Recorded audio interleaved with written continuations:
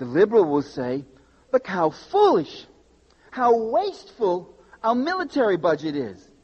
The Air Force builds an F-16 fighter plane, and the Navy Air Force builds an F-16 fighter plane, which is almost a duplicate. Total duplication, billions of dollars duplicated when we already had that weapon. Isn't that foolish and wasteful? And the Marxist analysis says, no, that's not foolish and wasteful.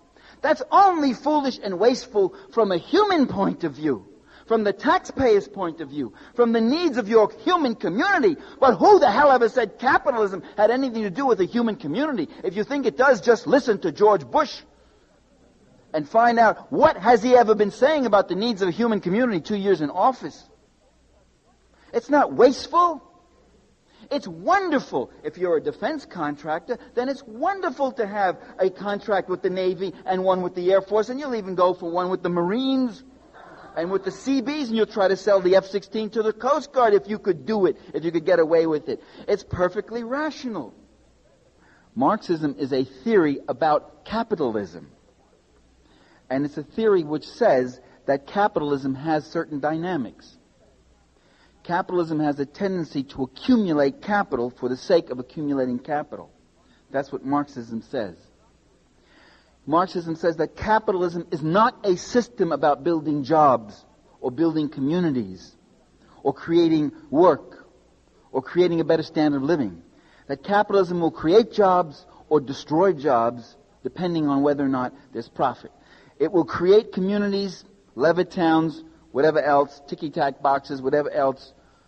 It will create beautiful houses if there's someone who could pay beautiful prices. Or it will destroy communities, as it destroyed Poletown in Chicago to build a Cadillac plant. It will create jobs, or it will close out jobs through automation or through exporting those jobs to cheaper labor markets in Hong Kong or South Korea, whatever else. The capitalism is a dynamic that has very little to do with human needs. It's a dynamic that has to do with the maximization of profit. Its central imperative, the central law of capitalist motion and development, is the maximization of profit. Is capital penetration for the sake of capital accumulation.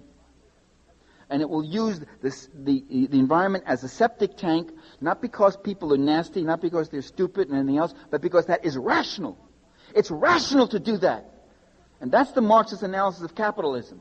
And that's the difference between a liberal complaint and a radical analysis. Because the liberal will spend the rest of his life complaining about these things being wrong. And saying, aren't we foolish? Aren't we irrational? That we foul our environment in this way. When are we going to come to our senses? The implication always is that the person who's saying that is somehow morally better and nicer and would do differently than all the other silly, foolish, confused people around. And the Marxist analysis says, no, that isn't true. That the reason Firestone built that tire company plant on the Mill River in Connecticut and took a river that Mother Nature had spent 100 million years developing, that was used for recreation and fishing and drinking water, and Firestone dumped that raw industrial effusion into that water, wasn't because they were foolish, because they were confused or silly, but they were rational. Because their commitment wasn't to that river, it wasn't to the environment, it wasn't to children playing, it wasn't to future generations, it wasn't to the community, although they'll say that in their PR propaganda as they're doing now with Earth Day. Exxon coming out with ads on Earth Day blows my mind. I say, where am I? 1984, or well, what is this? Exxon, we love the earth too. Well, we've had a few little rough spots here or there, but we're with you on Earth Day.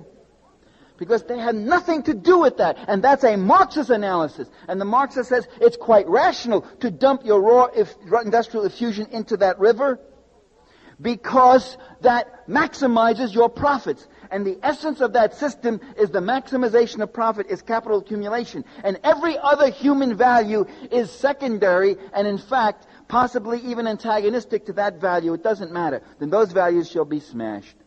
Sometimes some of them can be accommodated, if they can be accommodated within the parameters of profit. If not, then they have to go. And so you've got to decide, are you going to spend the rest of your life as a half-assed liberal complaining about the irrationalities and the foolishness of all these programs? That's all we ever hear in the media to the extent we get any criticisms of existing policy. Or are you going to point out the links of class power and class interest that are behind those things, that keep doing those things? Do you really think that because you don't know what they're doing, they don't know what they're doing?